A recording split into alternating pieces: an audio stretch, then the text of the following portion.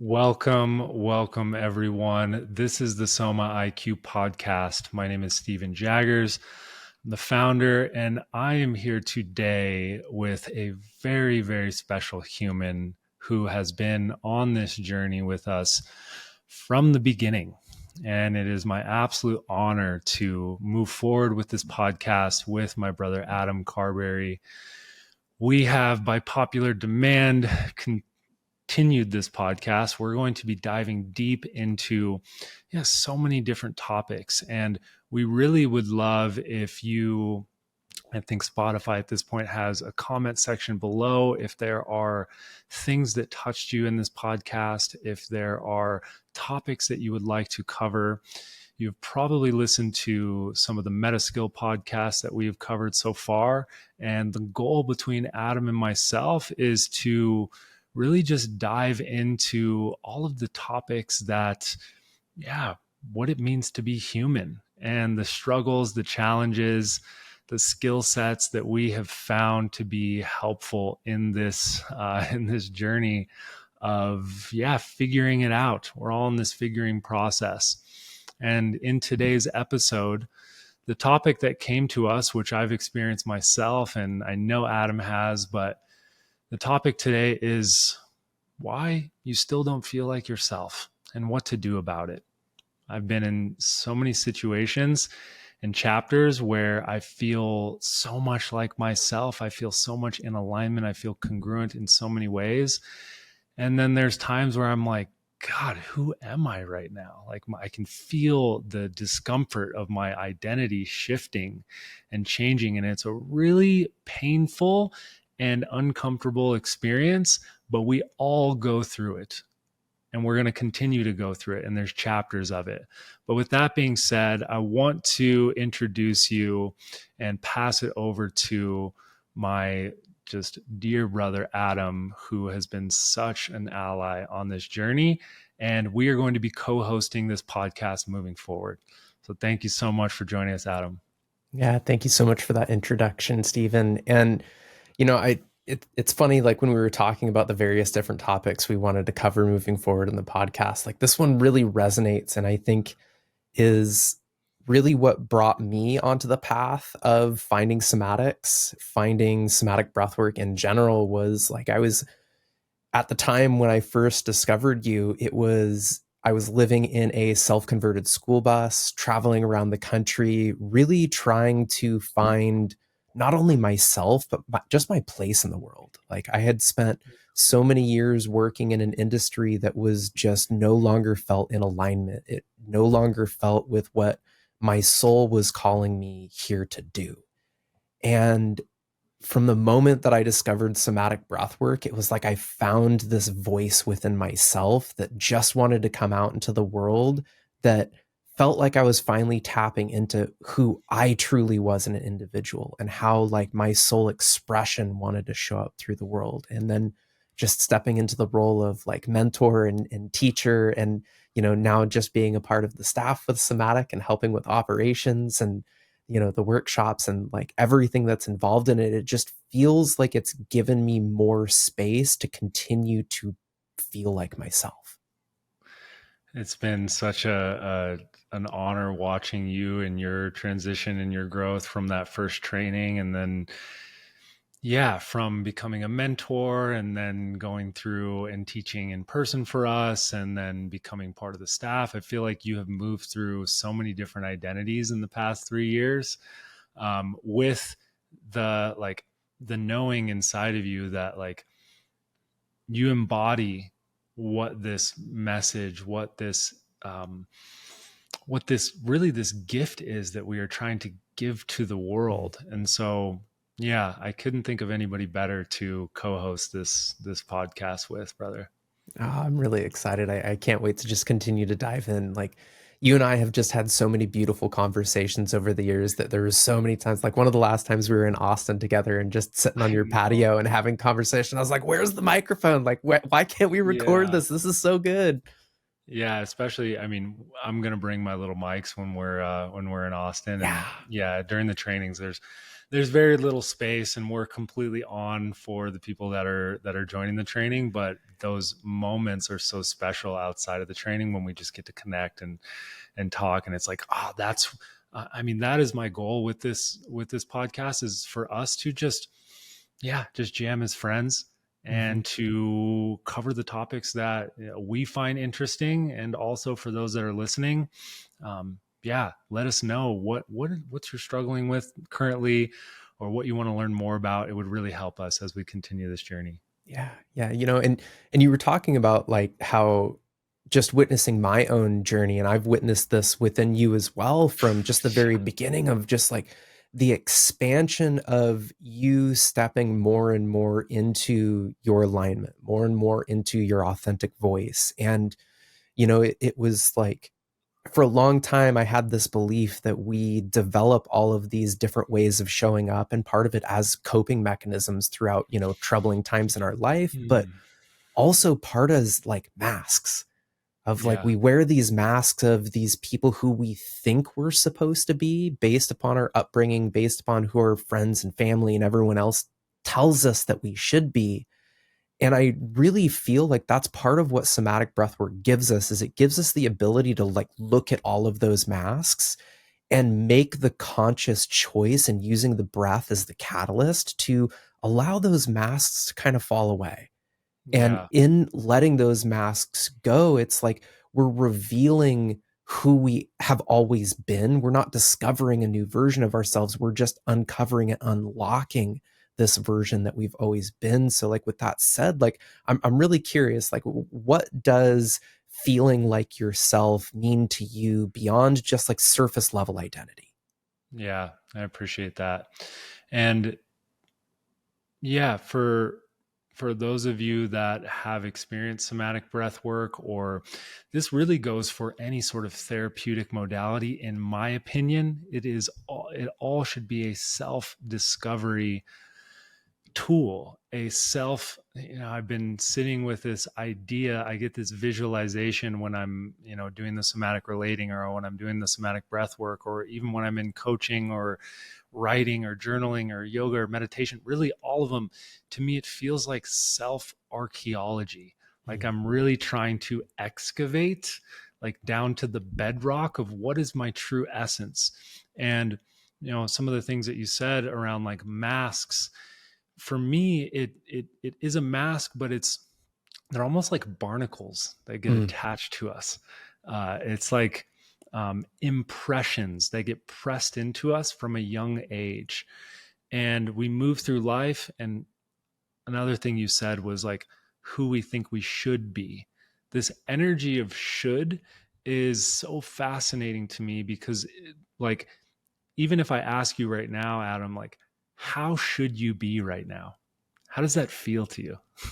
It How should you be speaking on this podcast?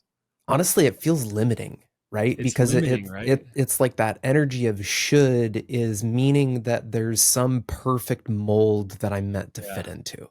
Yeah, it's pressure. It's a direct pressure from the outside that's being put on you. And you know, we all have a barrage of shoulds that are going on inside of our mind and body. Of usually it's the voice of our parents, or the voice of society, or the voice of general pop media, or whatever it is that you're listening to, that is really sort of pressing you into this mold, right? Versus your natural identity and yourself comes from the inside out. And it's something that we have to continue to tap into, because as we move through different life, and we have different relationships, and we have different uh, job titles, beyond the titles, beyond the roles, beyond all of that, there is a unique essence inside of us that I'm constantly trying to tap into. And sometimes I feel like I'm fully connected to it, and sometimes I don't. And for me, the question that you said, can you repeat that question actually? Yeah, yeah. What does feeling like yourself mean beyond just the surface level identity? Feeling like yourself, it to me, it feels like when I'm in a conversation with somebody, I don't have to think about what I'm going to say next. For me, when I'm on this podcast, I don't have to, there's no desire to perform. There's no desire to improve myself. There's no desire to have perfection or defense, or it is that like who I am being at my core is enough. Mm. When I feel like myself the most, I feel like I am enough and I'm allowed to just be, and I feel valued from that. And part of that is that like I'm able to be the same version of myself right here on this podcast as I am when I'm teaching, as I am when I'm like out at a music show or like wherever I'm at. And there's been some chapters recently and through the past few years where I've gone through some really difficult times of even as the face, as the founder of this business, like really feeling like I'm molding myself into something that I want, that people want me to be. And so no one is exempt from this whatsoever. But you'll know when you feel like yourself when you have a regulated nervous system, when you feel relaxed in conversation, when you feel relaxed in what you are doing. The most draining thing to our system is feeling like we have to be a different person at work, and I have to be a different person in my relationship, and I have to be a different person with this friend and this friend, because what's happening during that is I'm turning on and off certain parts of me, and that takes a tremendous amount of energy from our expression, from our just natural essence that just wants to flow through us. It's like these gates that we have where it's like I have to close this one off and let this one open, and then I have to close this one off and let this one open. Yeah, And like that is you that. can't show this side of yourself to this person, and like, oh wait, I still have this mask on. I've got to take it off before I see this person. And really Exactly. becoming that like chameleon shapeshifter that has to go from situation to situation to situation, constantly changing who you are to appease another person. Yeah, yeah. And, for those that are listening that are people pleasers, and I've gone through this tremendously, is that like you'll know that when you don't feel like yourself, when there's something that wants to be said and you're just not saying it. And it might be the scariest thing that like your whole system feels like it's about to lock down, and you're like, well, you'll really know that you're not feeling like yourself when you are trying to put your words in a way where you think this other person can handle it, Mm, or you're trying to put your words in a way, or you're trying to communicate something without pissing the other person off or yeah. without hurting the other person. That's a key indicator that I'm not actually being myself. So hearing you say that, I'm really curious because this sounds like you're starting to touch on like that sensation of feeling an internal disconnection of who you know yourself to be or are wanting to be in that moment, but not actually allowing yourself to be that person because you're so concerned of how that might affect the other person's feelings, or how it might ruffle the feathers, or shift the relationship dynamic. So like what would you say to people who are like outside looking in, their life looks perfect, but internally there's this disconnection from the life that they're actually living versus the life that they want to live?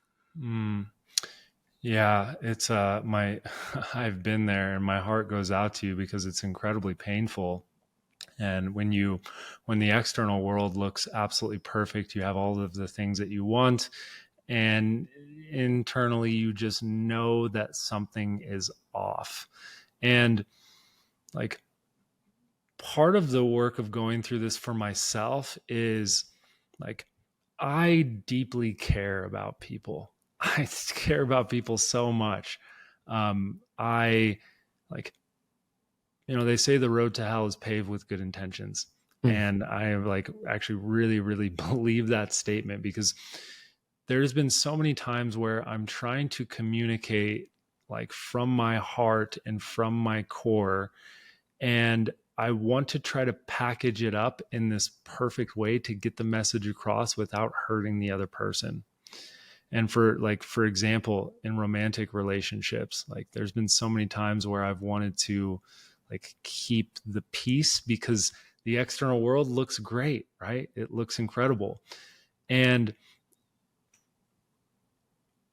one of the biggest things for me has been to not dilute what I'm wanting to say. Like just let it fly. And oftentimes there are spikes attached to it, or there are like it might not come across the most smooth, but for someone that has this like people pleasing, chameleon, fawning, adaptive response within themselves that has probably been incredibly intelligent in so many different times in their life, the first step and the scariest step is to not hedge what you're saying, to actually just let it come out raw and full. And it might actually like hurt another person. But there's this weird paradox that I've been sitting with, that is, a lot of the times we don't actually let ourselves say what we really want to say, or let ourselves express what we really want to express, because we're afraid of risking the relationship that we have or the external world that we have. We're afraid of risking the change of it or the destruction of it. And actually, you do the opposite by not saying what you actually really feel. Because if you don't say what you actually want, or if you don't say the thing that's actually true to you, then you don't actually have a relationship to begin with. And you don't actually have the external world that seems perfect, that checks off all the boxes. It's actually a facade. And so you'll never actually feel like it's enough for you until you're able to, like, when I'm working with people, I first have them just unfiltered say the fucking thing, like however it wants to come out. And then usually there's emotions in it, and especially if there's anger, like it doesn't make any sense. Anger can come out like blah, blah, Yeah, blah. yeah. It doesn't it doesn't make any sense. But at first it has to come out unfiltered, and then only then, when you get to the point where you can start to do the hardest thing, which is to say what you actually want without worrying about affecting everybody else around you, then you can start to curate it in a way that might land a little bit softer in the other person's nervous system. It's interesting because like hearing you say all this, just, and I resonate so much with it because like I've repeated all of these patterns in my own life, and in many ways I'm still working through certain areas where I'm still kind of like shifting who I am based upon that particular person, especially when like meeting up with old friends that I haven't seen in a really long time. It's interesting at how easy it is to fall back into that like old way of being, especially seeing people that I haven't seen in like a decade. The person Yeah. I was 10 years ago is very different than the person that I am now. So it's like, that's part of that challenge, is like, how do you stay rooted in the person that you are right now, the person you're wanting to be, when you are presented with those situations that are almost like kind of like tugging you back into seeing if you'll be that old version of yourself? Yeah, that's such a good question. And it kind of circles back to the beginning of this conversation. You'll know that you're yourself when you feel relaxed and your nervous system feels regulated, meaning that like a regulated nervous system has choice, and it can flow and fluctuate in between states. And for me, I resonate with what you're saying, because I can I don't even have to see the people or connect with the people that, I saw 10 years ago. I can sometimes feel them thinking about me, Mm. and I can feel them putting me in a box in a way, or like putting me in, they have this story of who I am and how I am, and, who I am at my core. And that's actually not true because I'm changed. Like, we have to be so aware of the stories that we have about people because they are just stories. And this is why we dive deep into this in the trainings, because there's stories I probably have about you, Adam, Mhm. and there's stories you probably have about me.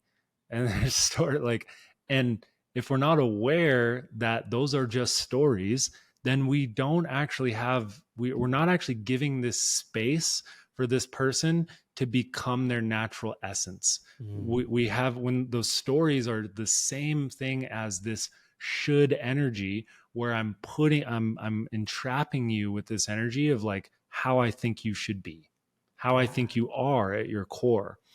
And so, like, uh, when somebody is in a stress state or their nervous system's in a defensive state, they crave stasis and they crave like everything to be the same, and especially the relationships.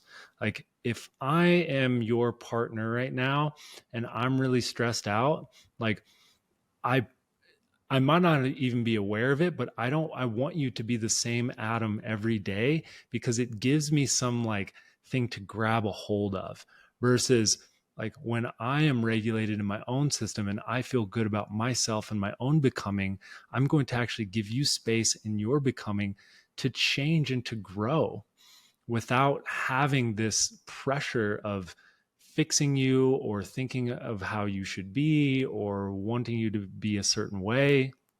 Yeah. Is that landing for you? Yeah, totally. And it actually makes me think of, if I reflect back on times in my life, this being a certain way around certain people was almost like a way of enacting control in situations where I didn't really feel like I had control, because I could Mm, control who I was being or how I was being perceived. But through that need for control, it was always a limiting capacity, right? Because I wasn't giving myself the permission to be a different person. yeah, And in the same way, like when we carry these stories about how other people are or who other people are or how we expect them to show up, we're also not creating the space for them to be a different person, to yeah, show us that actually maybe the person we've thought they are all along isn't who they actually are. And what, how can we show up differently in that relationship to allow that other person to have that space to be different, to grow, to expand, or maybe even just remember who they are. yeah. And it's such a reflection, the way that we relate to ourselves. And I watch this, we see this with practitioners all the Mm. time. Uh, the way that we try to fix ourselves will be a direct reflection of the pressure that we put on other people as well. Like, I know that I've been incredibly hard and critical on myself. And sometimes when I'm like, the more stressed, the less space I have for myself, I witness that same energy come out on the people that I love around me. And so, this is why we're a big proponent of like, you you really can't help another person. You can't fix or change another person, but you can create enough space and enough regulation in your own system that just by doing that, like, people feel that through the relational field. I mean, how many, like, for those that are listening, like, how have your relationships changed when you've just focused on doing the work for yourself? I know for myself, like, my relationship with my mom, with my dad, those didn't change by me trying to work shit out with them. Those changed by me cultivating more spaciousness in myself and really analyzing and looking at the stories that are playing inside of my mind and body, and looking at the way that I'm relating to them. Because oftentimes the way that you're relating to another person is going to change the way that they are with you. This this brings up kind of the memory of like one of the last interactions my dad and I had when he was still somewhat well before he passed last year was like him and I always had this like tumultuous relationship, and I Yeah. developed the coping mechanism of like adapting my emotional regulation based upon his emotional regulation for not wanting to like send him further out of regulation, right? It's like all hands on Yeah. deck to try and make sure dad's okay. Yeah. Yeah. And the moment I let go of the need to make sure that he was okay, Hmm. and instead just focused on maintaining a regulated nervous system within myself, Yeah. that this one time he was starting to get a little flustered because he was in a bit of a mood, and I just accepted him in that mood. I didn't try to change the mood. I didn't try to like downplay it. I just let him riff and let him just kind of like get it out. Yeah. But then for him to witness my state of being not change at all, as Hmm. soon as he let it out of his system and vocalized it, I watched his nervous system start to downregulate to mine. Our breathing patterns started to match up with one another. And next thing I know, we're out on the patio, just looking out on the lake, just like kind of having a good conversation. And to feel the shift happen naturally instead of trying to force that shift to happen or try to tell him that like, hey, calm down, Yeah. right? Like how many times do we have people tell us like, hey, take a breath, right? Like, I mean, we're Yeah. breath workers, we tell people that all the time, but like it's within Yeah. context. But when you're in it, that's the last thing you really want to hear because it's Mhm. applying pressure that you need to be different than how you are in that moment. Yeah. Yeah, absolutely. Like the quote that just rings so true that we've all heard is that Gandhi quote that like be the change you want to Yeah. see in the world. And for me, I can't help but think of co-regulation and being an anchor point for other people.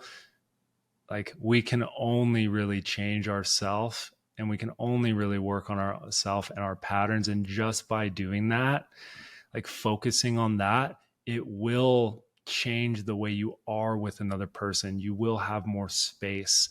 People don't want, like, I have the same pattern, Adam, and I've had it from a young age where I am hyper vigilant. Mm. Like, Yeah. and we're designed that way to like when we don't want to see our parents struggling, specifically as a child, because when your parent is struggling, your nervous system is plugged into them. So when they're struggling, you're feeling every piece of that.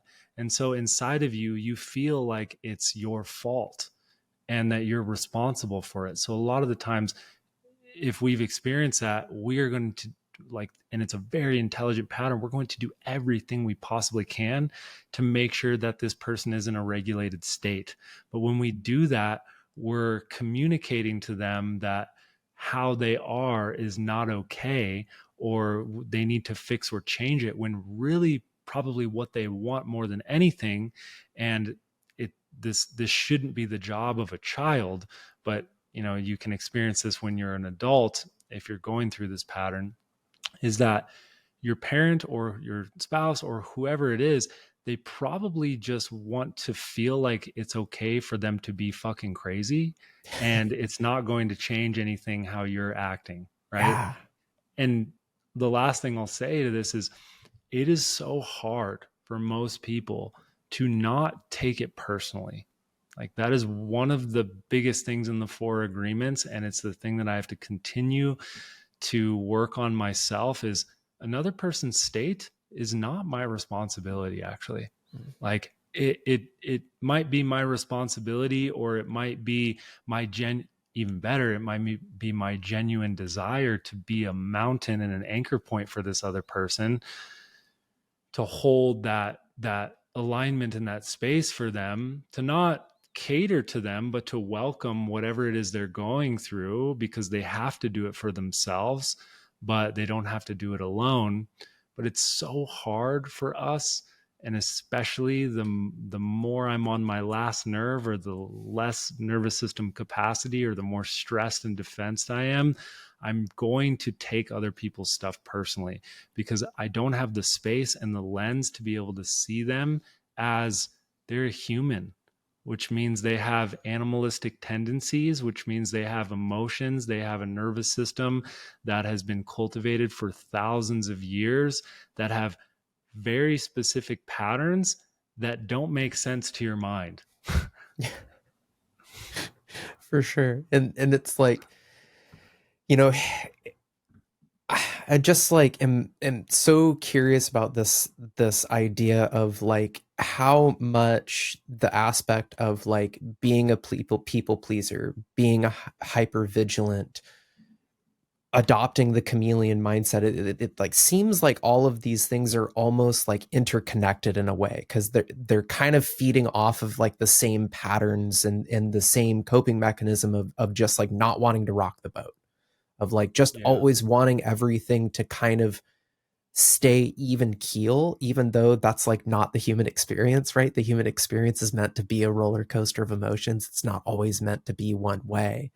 So like I'm curious for those of the listeners that are like really resonant and like are seeing some of these patterns within themselves, like what would you say are some of the ways that people can start to really reconnect with that deeper sense of who they are, so that they Mhm. don't feel this like pull to change from person to person or situation to situation, but can just be like deeply anchored into that sense of self?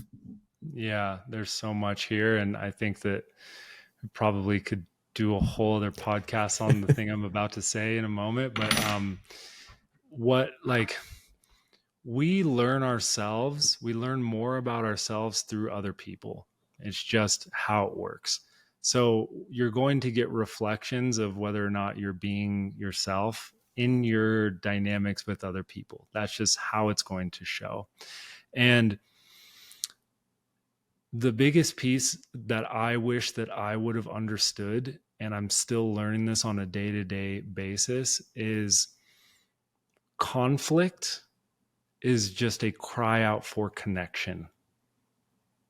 Like, if I could witness that, because if you're a people pleaser, if you're trying to like curate yourself, if you are afraid to say the truth and what you're actually wanting, all of these are they're byproducts of wanting to avoid conflict, or like we said, rocking the boat. Yeah. But if I really knew this like from a young age, and I'm still continuing to learn it, is that like conflict, meaning that I am being who I am and another person is being who they are, or maybe they're, disrupted, but I'm being who I am. And if who I am right now and I'm being my truth is not in resonance with this other person in some sort of way, that it doesn't mean that something is wrong. That it just means that there's a cry out for rapport, and there's a cry out for connection in some sort of way. And so the adaptive pattern is for me to change myself, is for me to become a different person or curate myself in another way. So the biggest thing that, I would say to anybody that's listening to this is just notice when there is some sort of grindy energy between you and another person. At that point in time where every cell in your body wants to not say the thing that's like actually your truth, or wants to curate yourself in some sort of way, like, see the other person as they are wanting connection, but also don't let go of your own truth. Like, express it from a place of empathy, from a place of heart centeredness, from a place of like, this is my truth. And also like, I do, I also realize that you are wanting connection. And so how do we both like honor our truths together and find connection in that place? And that's actually what, you know, it's so fascinating. I've been reading this book on the topic of bonding, Mm. and bonding is like how connected and solid our relationship is, right? And so bonding actually happens. It doesn't happen when we're like having fun together or we're like deepening our conversation together. It actually happens when we go through some sort of conflict or some sort of struggle and we come out on the other side still together, still ourselves. And so that's one thing that I wish I would have known. The other thing is, like, one of my mentors, he talks deeply about, it's so important that you continue to tune into what it is that you want. And there's so much repatterning around that. If you're listening to this and you're like, oh, I'm going to ask you right now, what is it that you want? Right. And that's actually really scary for people, especially, Adam, you might resonate with this, but as a people pleaser, or whatever the label is, like, I have done so well at becoming like needless. I have been so well at like not communicating what I want, because I don't like, I want to stay in connection. But it's actually the opposite, because the last thing that we actually want is for someone to be in connection with us and they're not actually saying what they want, right? What happens is, if we don't operate from what we want, then we're operating from how we should be, and or obligation. Like, nobody wants to feel like someone's in a relationship with them because they're obligated. Yeah. Or because they should be this way, right? Like, at my core, I only want to be around people that actually want to be around me. And if I'm not myself, then they don't actually know who I am, right? And then I'm going to, and where this gets really, really sticky is, if I've been doing this for 10 years, it can be incredibly vulnerable to express what it is you want. And that requires you to develop a deep connection to yourself. The other thing that I'll say, the last one here, is notice when you feel lonely. Notice when you feel lonely. And loneliness can be incredibly painful, and it's supposed to be painful. And what happens when we feel lonely is it's trying to drive us into connection, because we're designed to be connected with other people. But usually the route that happens is, I feel incredibly lonely. It's painful. It's driving me into connection. I go connect with other people, but then I actually feel even more lonely when I'm around those people, or when I'm around people. And then what happens is, okay, well, shit, if I'm feeling lonely around people and that's the most painful feeling, well, then it's driving me into deeper connection with myself and what it is that I want.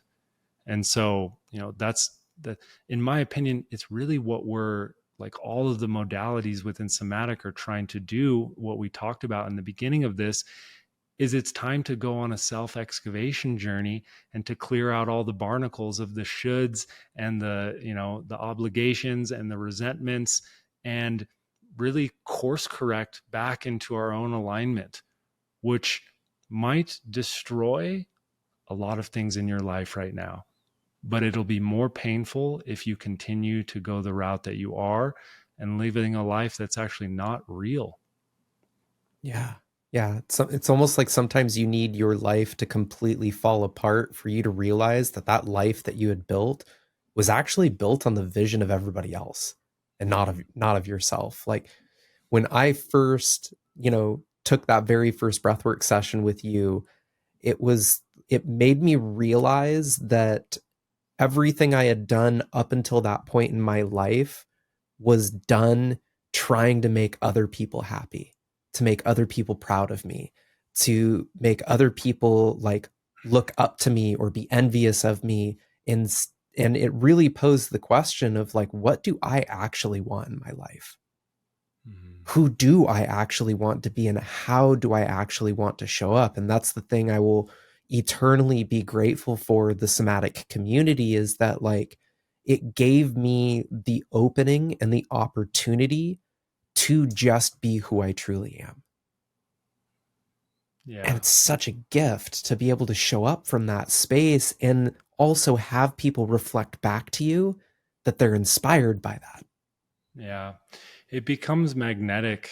It becomes magnetic. And, there's a lot of people that are diving into like manifestation and visualization and all of these different things, which I think they're great.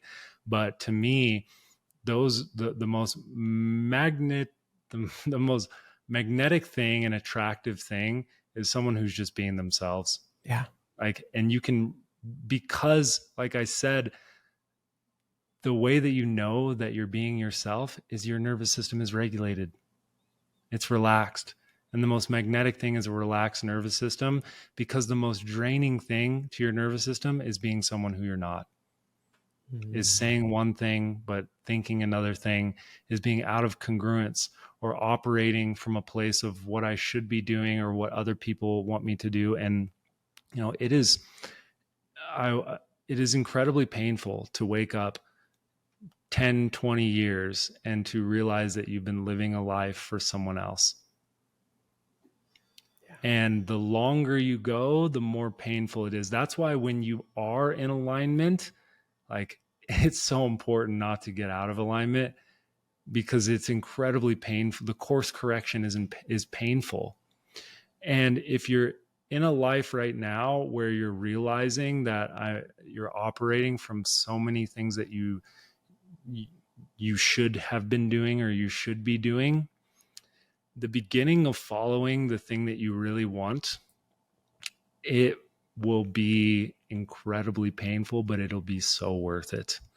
Because you might be in a job right now that you hate and in a relationship that's not in alignment with you, and your heart is just crying out like, I want, I actually want to travel, and I want to pursue art or something. Well, for you to actually own that want, it is going to cause a lot of issues. It's going to cause a lot of like necessary destruction. But once you follow that, you say, I want to follow my career as a musician. Well, I let go of my job, and then I get out of my relationship, and then cool, I'm following this path of I want to become a musician, and then it's like, oh, I actually want to make some money. Then you're going to follow that want. And it's like, cool, I want to make some money. Then you like get a job that you can make money and also do the music career. And then it's like, oh, I actually want I actually want to make money in a smarter way, because I'm tired of not having all of my time taken. So then you follow that want, right? It's continuously following that which is at your core, what your heart is asking for, but it requires, just like in somatic breath work, first peeling back the layers of all of the repression and suppression and shoulds and pressures from the outside world and from the inner critic that's been, curated probably from the voice of your parents or the institutions that you grew up with. Yeah. All right, Stephen. So as we're wrapping this up, I'm really going to put you on the spot here. Yeah. What is one actionable step for those listeners that are like, I love everything that you guys have said on this podcast so far, but I don't know what the fuck I want. I just don't know, because I've lived so much of my life for other people and what they want. I'm so disconnected from my own wants and desires that I don't even know, if the opportunity presented to have what I want, what would I choose? What would you say to those people to help them get connected back with what they want and desire out of life? Yeah. The first thing is probably writing down all of the shoulds and to just become deeply aware of, because you can't, like, awareness is the first step. You need to, for me, it's been a journey of writing down, well, I should have all my shit together. I should be doing this. I should be doing, and then you'll realize how many shoulds are actually pushed into you. And then from there, if you're listening to this podcast right now, like, start with the small ones. I actually want to go to the gym when my partner wants to watch a movie with me, right? It's starting with those small ones. So I'm going to give everyone the invitation who's listening to this podcast right now. I want to invite you, and it might be scary as hell, but go tell 3 people in your life right now. Start with something small, what it is that you want. Because don't try to go for the big thing right now. Like, I want to change the world. I want to affect people in a massive way.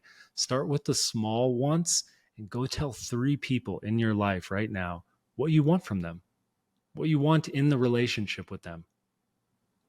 And that might be scary, but if you do so, I promise you that there will be massive change and realignment that happens in your life.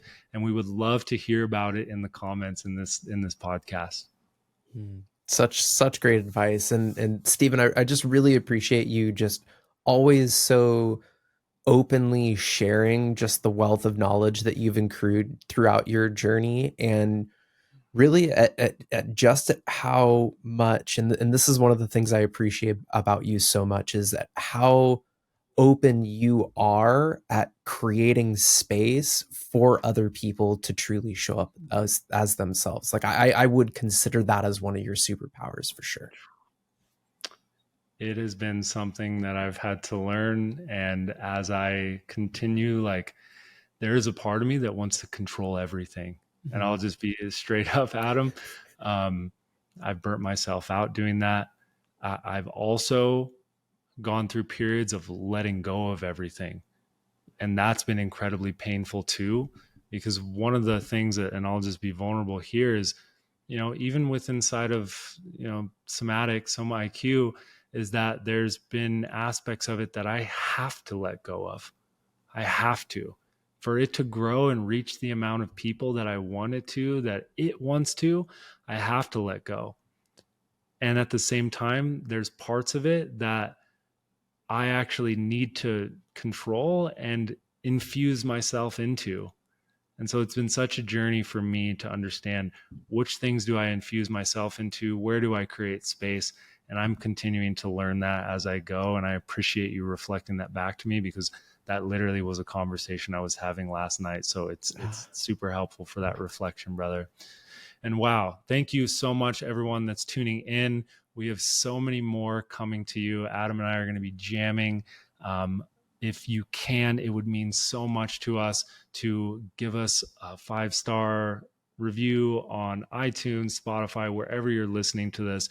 It just helps this little podcast grow. Share it with your friends, your family. If there was something in here that touched you, it would mean so much to us. And personally, myself and Adam and the rest of the team, we love reading the comments. So we can't wait to hear from you.